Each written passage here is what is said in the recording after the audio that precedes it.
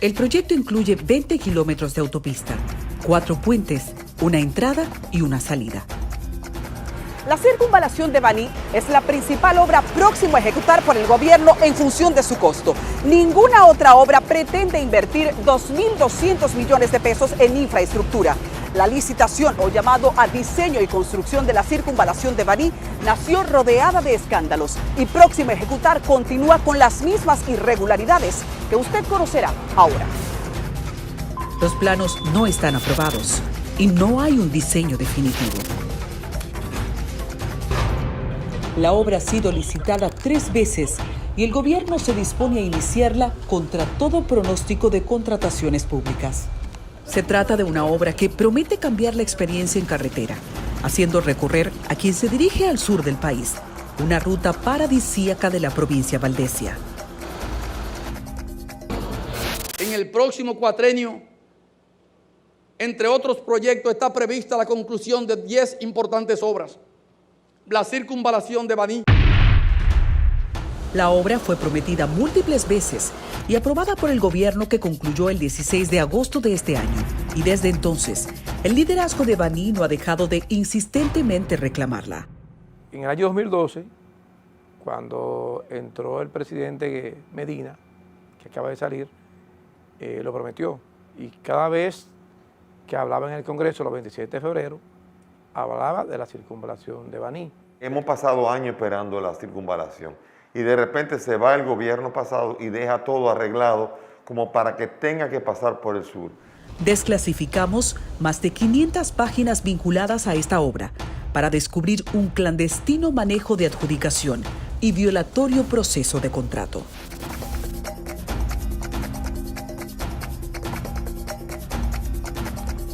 ¿De dónde viene esto? En 2016, un primer escándalo salpicó la promesa cumbre del pasado gobierno en Baní. El Ministerio de Obras Públicas acudió a los tribunales para demandar por abuso de poder a la Dirección de Compras y Contrataciones, luego de ese organismo suspender la licitación nacional para el diseño y reconstrucción de la circunvalación de Baní.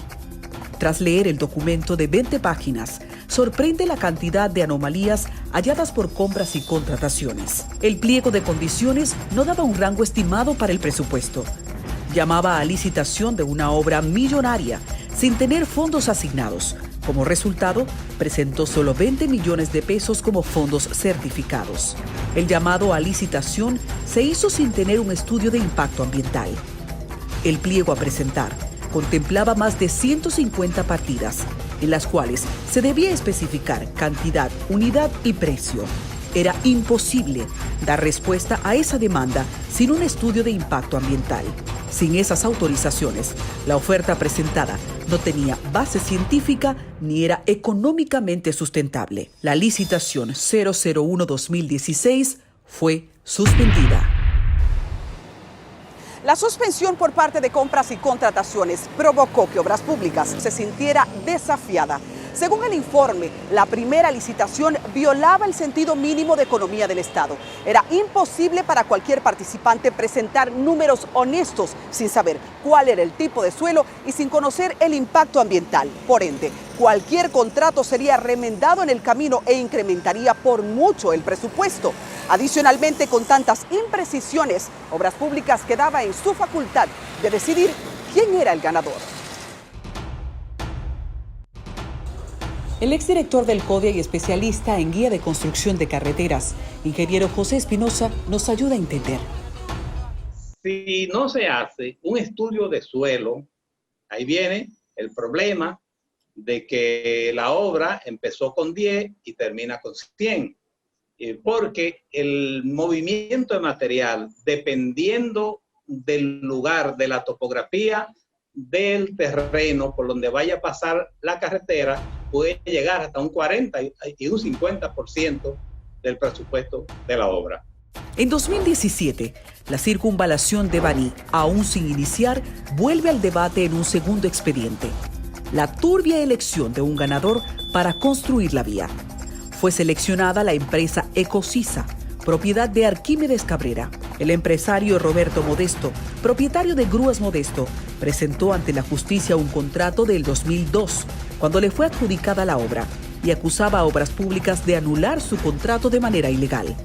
Simultáneamente, BSL Planeación, una de las 6 empresas que participaron en el concurso, pidió investigación ante un pliego de irregularidades. Debe haber un levantamiento, debe haber un diseño, eso es obligatorio, porque entonces lo demás sería colocar volúmenes que no serían los reales. Así que obligatoriamente tiene que haber un diseño. Compras y contrataciones. El 21 de agosto del 2017, en una resolución más agresiva que la primera, jurídicamente anula la licitación a diseño y construcción de la circunvalación de Baní. Tras leer el documento de 82 páginas, encontramos que Obras Públicas volvía a violar la norma. Primero, la falta de un diseño definitivo no permitía precisar los criterios y subcriterios de evaluación técnica. Segundo, gravosamente repetía la licitación sin un estudio de impacto ambiental. Tercero, concedía un plazo de 32 días para la presentación de un proceso súper complejo, lo que según expertos era una barbarie. Cuarto, ínfimo presupuesto de 42 millones para garantizar una obra de cientos de millones de pesos, una práctica contra la ley que vulnera el presupuesto público. En la página 35, Compras y Contrataciones reclama que había detectado inobservancias y las había notificado a Obras Públicas, pero que el organismo insistía en sus imprecisiones.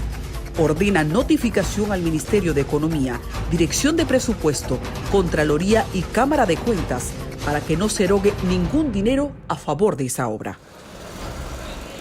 En marzo del 2019, Obras Públicas llama nuevamente a licitación de diseño y construcción de la circunvalación de Baní. Equipos y Construcciones del Cibao, Ecosisa, vuelve a salir con suerte. La licitación fue un problema desde el inicio. Todavía no ha sido esclarecida.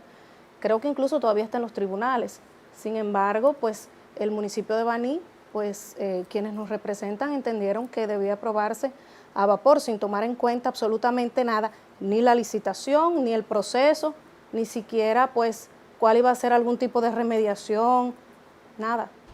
Sin estudio de suelo, sin estudio de impacto ambiental y sin estudio de impacto social, el 15 de julio del 2019 se firmó un contrato entre Obras Públicas y la empresa Ecosisa. Precisa la entrega de un anticipo de 439 millones, equivalente al 20% de la obra, en un plazo de 15 días. La suma restante se realizará, indica, en pagos parciales según se hagan las ubicaciones. Se aceleró para la aprobación y la consignación de ese contrato, que todo el mundo sabe cómo fue que fue licitado, una licitación que se hizo, pero conocemos cómo en el momento del gobierno pasado, cómo se hacían las licitaciones correspondientes. ¿Quién fue el que hizo el contrato? ¿Qué fue lo que empujó para que ese contrato se hiciera tan rápido cuando todavía siempre estaba en discusión y de repente abandona el gobierno y ya deja todo amarrado como que va para el sur? La directora distrital de Paya, donde comenzará la autopista cuyos trazos son un secreto de Estado, señala que hace solo unas semanas el municipio cabecera entregó la autorización de no objeción de uso de suelo. Otra irregularidad, ya que deja fuera del pastel a uno de los municipios que recibirá mayor impacto social y ambiental debido a esta obra. El Ayuntamiento de Paya no fue que le correspondió la aprobación de la no gestión de la circunvalación. Lo hizo el ayuntamiento del municipio como ayuntamiento más grande, más macro. El Consejo de Regidores aprobó la no gestión para el uso de suelo y la información que tenemos es que ya por parte del mismo ministro de Obras Públicas es que ya la empresa tiene unos 280 millones de pesos. Ha sido confuso la forma en la que se ha hecho, porque la compañía venía arrastrando una serie de dudas expuestas por el actual gobierno desde la oposición. Sin embargo, ahora vemos que todo está de maravilla. El contrato obliga a que en 15 días se inicie la obra y de no hacerlo, impone una multa del 2% sobre la parte no cubicada. Según el documento, cualquier causa de fuerza mayor que impida el inicio de la obra debe ser notificada por escrito y al día de hoy no reposa una justificación escrita de por qué no ha empezado la obra. Y aunque la obra Circunvalación de Baní está rodeada de irregularidades y no ha sido iniciada, ha corrido una suerte distinta a la de otros proveedores del Estado, ya que durante el periodo de transición continuaron saliendo cheques a favor de Ecosisa por concepto de la Circunvalación de Baní. Cuando regresemos, cientos denuncian a diario que viven bajo amenaza. ¿Qué hacen las fiscalías con sus casos?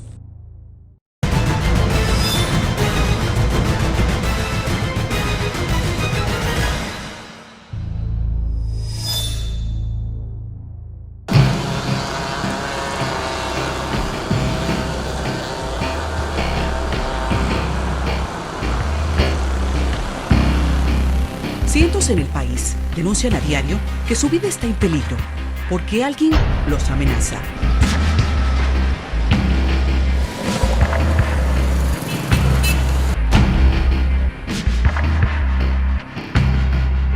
Vivir bajo amenaza es un evento traumático. Es sentir que la vida está en peligro porque alguien te acecha. Cientos de denuncias de amenazas se reciben diariamente en las fiscalías. Van desde el guapón que perdió en un juicio, casos de violencia intrafamiliar, conflictos comunes o inclusive quien amenaza con divulgar una información íntima. También los casos de menores. Una cámara de seguridad graba el momento en que un hombre está en el sector María Auxiliadora y otro desde un vehículo le vocifera improperios. Le encañonó con su arma de fuego y, según denuncia, le dice: la voy a usar contigo. El hombre corre y llama a una patrulla policial, ante lo que el otro, intimidante, se retira. Esa persona se dio cuenta de mi presencia en el lugar, él iba pasando, se detuvo, comenzó a vocear un sinnúmero de situaciones, a amenazarme, se desmonta del vehículo y saca otra pistola y se le engancha en la cintura. El denunciante es un policía activo que vive días de terror, luego que alguien detenido por una pistola ilegal alegadamente quiere cobrar venganza con él. Dime dónde tú estás ahora para que nos topemos ahora. ¿Qué no me dices? Tu madre, enfréntame. No conocido en el punto de vernos. Nos habíamos visto porque yo vivía en una segunda y él puso un negocio debajo de donde yo residía. Te voy a quitar la ropa, come. No me llamo yo Héctor Miguel López Rodríguez si no te quito la ropa. Come, te la voy a quitar. Oíste, prepárate. En fecha 21 de marzo del 2019, a ese caballero es apresado. Lo detiene una patrulla. Lo detiene una patrulla y le ocupan una pistola ilegal en ese momento. A él se manda a tráfico de armas, de tráfico de armas se transmite a la fiscalía. De la fiscalía él sale totalmente libre, no le pasó nada. Pero sucede la situación, después de ahí esa persona comienza a expresar que fui yo que lo mandé a meter preso. Tiene en sus manos un acta de denuncia del 21 de febrero del 2019 por amenaza contra Héctor Miguel López Rodríguez. También tiene la orden de arresto 187-2020. La justicia comienza a accionar, le manda 3 citaciones a ese caballero, 3 citaciones. Las 2 primeras, totalmente la obvia, no sé qué hizo con ella. La tercera manda un abogado, ya porque sabía lo que podía conllevar una conducencia. El agente policial, que goza del rango de segundo teniente, sigue siendo amenazado, pero nos dice que la policía no ejecuta la orden de arresto. Sucede el caso que esa persona como quiera continúa su seguimiento hacia mí, continúan las amenazas de muerte, que es lo principal que me preocupa, hasta que llegue el punto de hacer presencia en asuntos internos de la policía. El expediente sugiere por qué. Quien le amenaza ahora tiene como abogado a un general retirado de la policía. Para su sorpresa, el denunciante fue citado en asuntos internos de la policía en el mes de agosto. Yo voy a asuntos internos desconociendo del por qué es la denuncia. Sucede la situación que cuando comenzamos a dialogar resulta me dicen, ¿usted conoce a fulano de tal? Ahí es que yo me doy cuenta que estamos hablando de la misma persona que me trae el seguimiento. Dicho sea de paso, es el señor Héctor Miguel López Rodríguez. El 4 de agosto informó a su superior. El nombrado Héctor Miguel López Rodríguez procedió a colocar una denuncia en mi contra por supuestas amenazas. Mientras yo era entrevistado, me requirió el coronel Decena Montero, subdirector de Asuntos Internos, por lo que al dirigirme al salón de reuniones, también se encontraba el referido denunciante, asistiéndose de su abogado, el mayor general retirado José Sandoval Cabrera. La referida dirección en su momento poseía la orden de arresto en contra del señor Héctor Miguel López Rodríguez, los cuales no quisieron ejecutarla por el notable aprecio que se le tiene al referido abogado. No me dieron el apoyo que debieron de darme en el momento. Lo dejaron ir, error. De ahí entonces se incrementan las amenazas, se incrementan.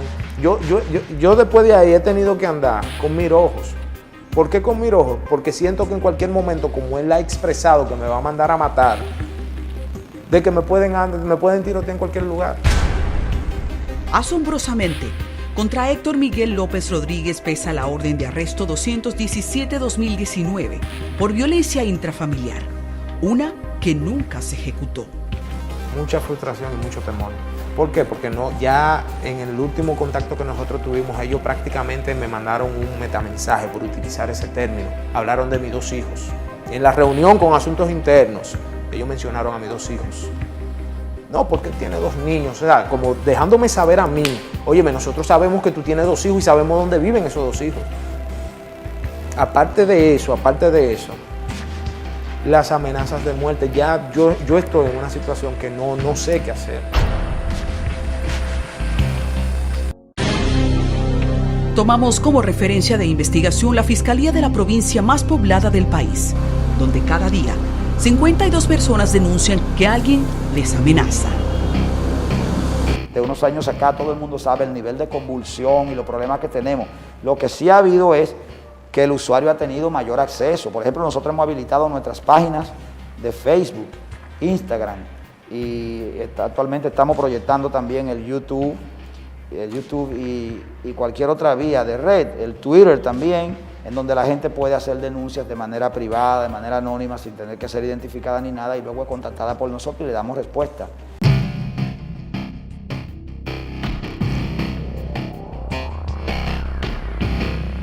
Es igual a 1.245 reportes de amenazas al mes y 52.083 al año.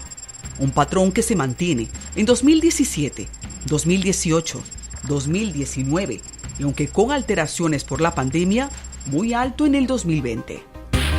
Más del 85% de los procesos nosotros los resolvemos mediante el mecanismo de conciliación.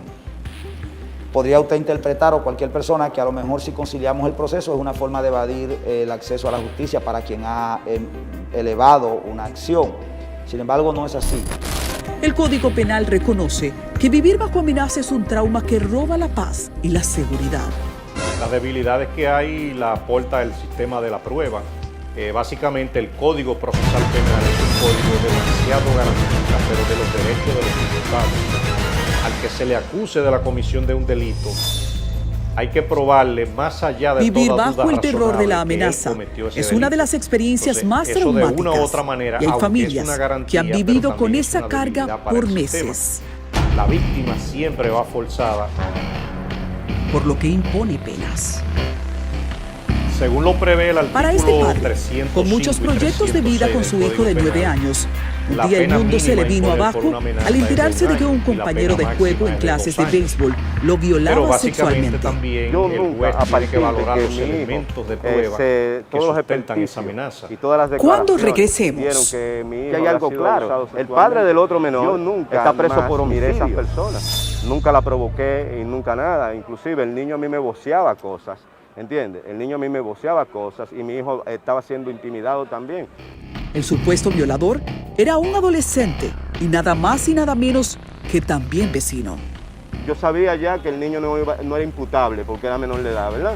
Y yo entonces inmediatamente me concentro en la ayuda para mi hijo, en la ayuda para nosotros, porque es totalmente traumático. La familia, traumatizada por el daño a su hijo, hizo una denuncia en la Fiscalía de Villajuana. Pero como respuesta de la otra parte, comenzaron a llover un sinnúmero de amenazas. Que si yo iba a la fiscalía, entonces él me iba a partir todo. O sea, una intimidación, y aquí hay algo claro. El padre del otro menor está preso por homicidio.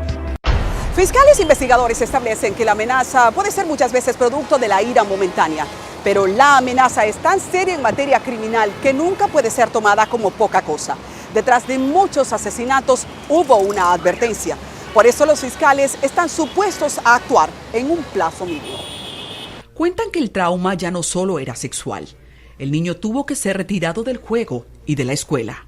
Porque la fiscalía toma medida de que mi hijo se cambie de la escuela, que compartía con él, que se cambie del programa de basquetbol, que también compartía con él, se cambia. Entonces se le ponen restricciones a mi hijo de que cuando esté ahí abajo y aparezca el otro niño, se recoja, y efectivamente yo he seguido todo. Yo te digo porque yo estoy esperando que se me dé una orden de protección y alejamiento que nunca se me dio.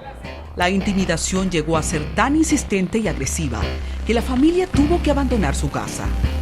Él fue a mi casa, ahora a mi balcón, y me dijo que me iba a romper a mí, que iba a romper a mi familia, y que si, que, o sea, y ve a la fiscalía, mujercita, que te voy a partir todo. En esta casa, todos viven con miedo. Enfrentan un juicio que continúa en proceso. ¿Entiendes? Yo me he concentrado en buscar ayuda, yo nunca más le mencioné el caso. Inclusive, este caso viene a la luz tras las amenazas, porque yo no había hablado con mi familia, yo no había hablado con mi entorno, porque todo el mundo te da una respuesta agresiva. Entonces yo estaba evitando eso. Las denuncias por amenaza llegan por una de 4 vías. Fiscalías barriales, el Departamento de Homicidios de la Policía, la Oficina del Sistema de Atención en las Fiscalías y los Departamentos de Violencia de Género. Este último es donde se rebosa la copa. Generalmente el feminicidio es el último eslabón de la violencia. Nadie, ningún hombre, a menos que tenga problemas mentales, y no es el caso de la violencia de género, no se le ocurre un día matar a una mujer, sino que se van dando un conjunto de factores que en el plano psicológico se ha denominado el círculo de la violencia. Primeramente empezamos verbal. ¿Verbalmente? Sí, empezó verbalmente.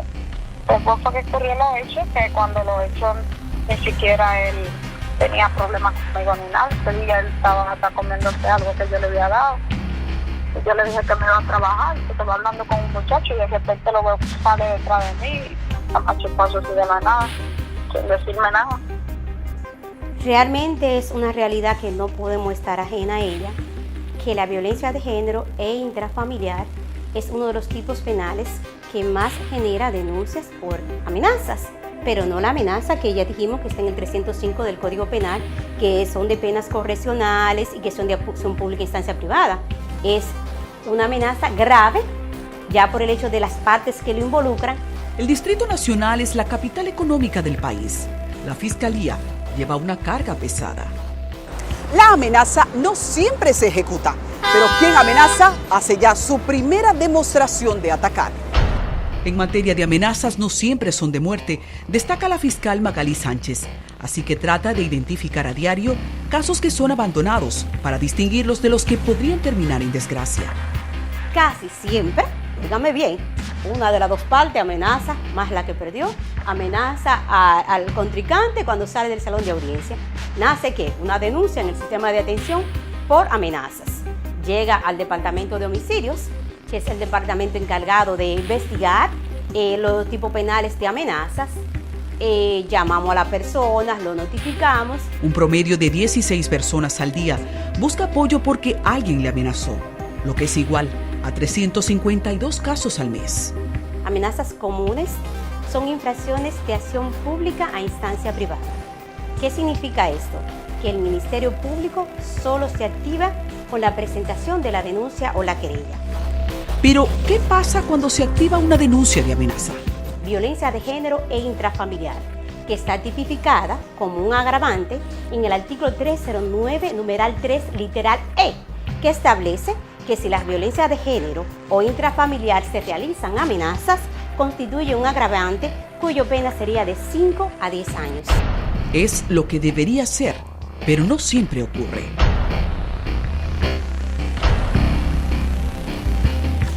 Tomamos aleatoriamente 10 casos de personas que habían denunciado ser amenazadas de muerte en diferentes jurisdicciones. Así sabríamos qué respuesta dio el sistema de justicia. Las respuestas fueron: un mes después, 5 personas seguían con el problema aunque habían realizado una primera cita de conciliación. 2 mujeres amenazadas por sus parejas se mantenían con miedo, aunque los 2 hombres habían sido enviados a prisión. Y 3 disolvieron el problema con un encuentro de conciliación de un fiscal. Muchas debilidades legales, administrativas y sociales hacen que la amenaza en materia de violencia de género sea la más próxima a la muerte real. Y por eso, la justicia le atribuye una urgencia.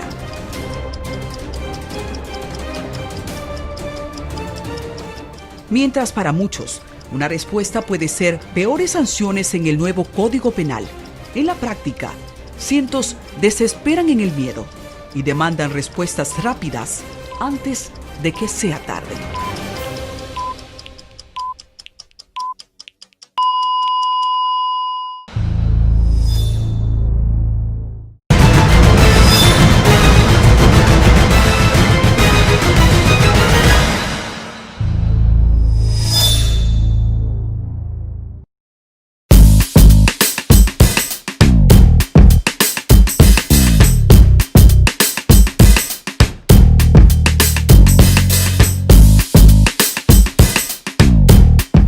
Personas de diferentes orígenes representarán a la sociedad.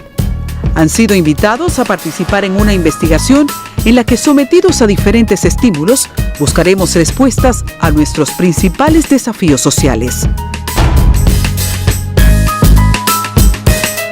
¿Por qué para los dominicanos violar las leyes de tránsito es un deporte? ¿Por qué tantos padres en nuestra sociedad abandonan a sus hijos? ¿Cuál es el resultado de nuestro bajo conocimiento de las matemáticas? Y de paso, ¿cómo resolvemos los conflictos? Muchas preguntas y las respuestas están ahí.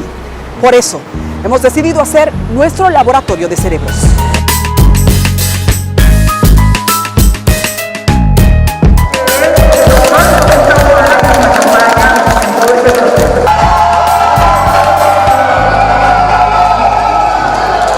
Los 50 cerebros desconocen qué tipo de actividad será realizada. Han sido despojados de sus celulares y relojes y apartados para responder a esta cita con el centro de su pensamiento.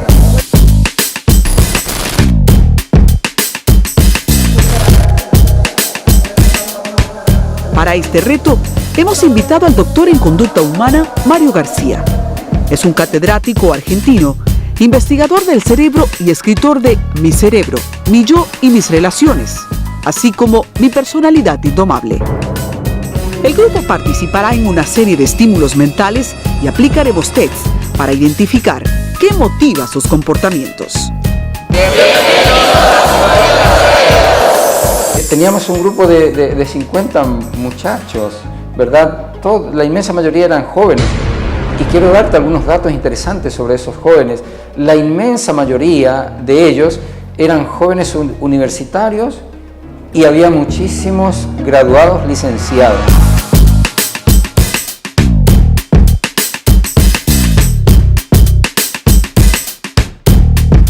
Es algo absolutamente natural, nunca hemos manipulado los elementos. De hecho, los chicos que trabajaron con nosotros no recibieron ningún guión. 5 allá, 15 y allá cerramos aquí. Divididos en grupos, se dirigen a su primer reto. Contestarán preguntas en las que analizaremos su tendencia a la desobediencia social. La obediencia es aprendida. Asimismo también la desobediencia, ¿verdad? Es una construcción. Todos coinciden en considerar que en el país hay desafiante desobediencia a las leyes y mucha corrupción de Estado. Entra en un conflicto entre emoción y razón. ¿Qué voy a hacer? Pero hablemos ahora. ¿Has cruzado intencionalmente algún semáforo en rojo?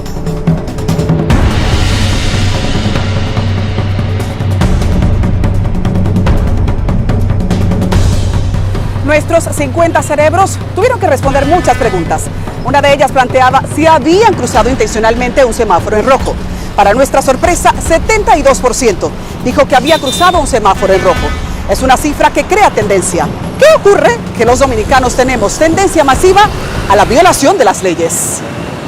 Nosotros hemos encontrado que el 72% de estos chicos tienen tendencia a la desobediencia. Porque, por ejemplo, una de las preguntas que le hemos hecho en el formulario tiene que ver con respetar un semáforo en rojo. Y le hemos preguntado a estos muchachos jóvenes universitarios o licenciados, le hemos preguntado cuántos de ustedes han cruzado intencionalmente un semáforo en rojo. ¿Qué dice la ciencia sobre cómo el cerebro internaliza la obediencia o la desobediencia? Nosotros hablamos de la corteza prefrontal como el centro del razonamiento en el individuo y hablamos del sistema límbico como del sistema emocional. Entonces, el individuo, frente a la imposición de una norma, el individuo que no tiene las cualidades o no tiene la preparación adecuada para obedecer, entra en un cortocircuito. El profesor García destaca que no venimos en blanco. El cerebro es uno de los principales milagros de la concepción.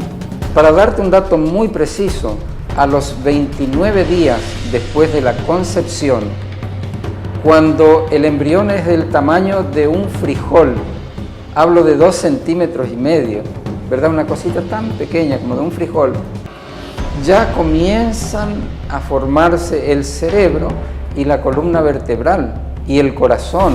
Son órganos claves del sistema nervioso de todos los individuos. Coquillita.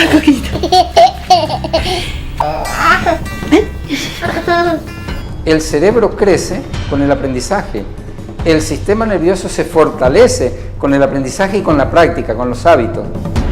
Nuestros 50 cerebros nos ayudan a entender cómo aprendieron la desobediencia social. Yo veo que el semáforo dura su rato para cambiar, pero aún no lo hace y ella cruza en rojo. Cuando ella hace eso, yo vengo y la sigo y me le pongo al lado y le digo, oh, te lo cruzaste. Y ahí le digo, pero ¿y qué pasó? ¿No me habías dicho que no se podía? Y ciertamente pasó lo esperado, puso una excusa tipo, no, es que no venía nadie. Y yo vengo y luego pienso, pero ¿y las veces que tú me has visto a mí cruzando en rojo y te he dicho es que no venía nadie? Y tú me decías que no. No estaba pasando un momento económicamente muy estable. Entonces pasó la situación de que nos cortaron la luz. Y entonces mi madre pagó a una persona para que nos pusiera la luz de forma, de forma irregular. Después que se emborrachaba, por decirlo así, de tanto alcohol que tomaba, ese día parece que tomó demasiado y no pudo llegar a la casa. Nos dieron la noticia de que se había accidentado. Fue que chocó y cayó en la cuneta, gracias a Dios no se hizo mucho daño. El primer contacto social para todo individuo es la familia. Por lo tanto, el niño aprende a construir esa obediencia de la cual estamos hablando a partir de la relación con mamá y con papá. Y coloco primero a la madre, porque el primer contacto social de todo individuo en esta vida es la madre. Si la familia es el primer ambiente social, en nuestros 50 cerebros debemos encontrar respuesta sobre qué ha influido en ellos para que normalicen las violaciones a la ley. Todos los domingos veníamos de la casa de abuela y él tomaba mientras estaba conduciendo. En el lugar había que cuadrar la caja todos los días. Esa persona tenía problemas y utilizaba el dinero de la caja, pero él pensaba que el problema se iba a resolver reponiéndolo después. Las neuronas espejo del niño aprende de la conducta básicamente de papá y de mamá. No aprende tanto de lo que papá y mamá dicen, sino de lo que papá y mamá hacen. Diferentes vivencias internalizan en su comportamiento que ir contra la ley es normal y en el peor de los casos, que no tiene consecuencias. Entonces, si hay disposición para cruzar un semáforo en rojo, implica que hay una disposición a la desobediencia, mientras que un 38% nos han dicho que han respetado siempre los semáforos en rojo. Por lo tanto, esto nos da una tendencia. Pero cuidado, el entorno social es el otro modelo de aprendizaje. La sociedad o la cultura donde yo nací y crecí hace un impacto poderoso en mi cerebro y en mi sistema nervioso, lo cual marca conducta. Porque no es lo mismo nacer aquí que nacer en Europa o nacer en la China. Los primeros 4 años, los individuos aprenden sus primeros códigos de conducta en la familia. A partir de ahí, la educación escolar agrega un nuevo poder de influencia.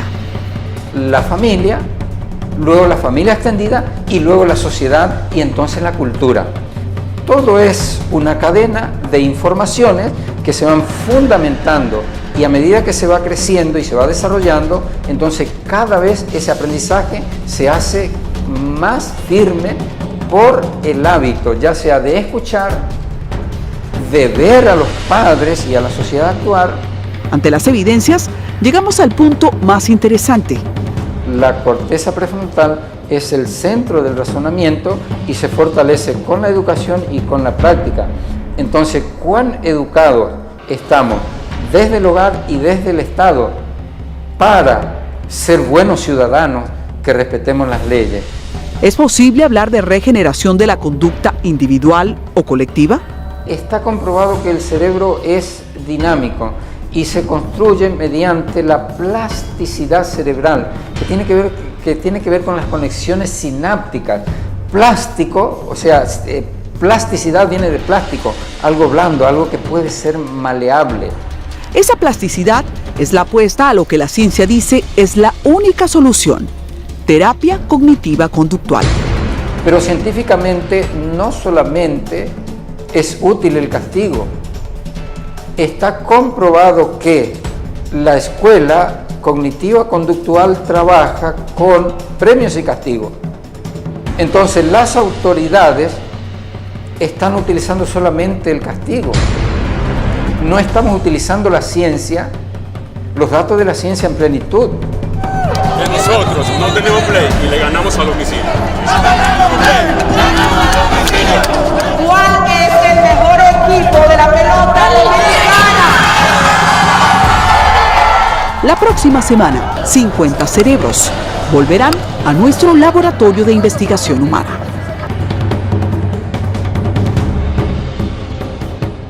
Una verdadera terapia afecta el sistema nervioso del individuo y cambia las conexiones sinápticas. La próxima semana, más desclasificados.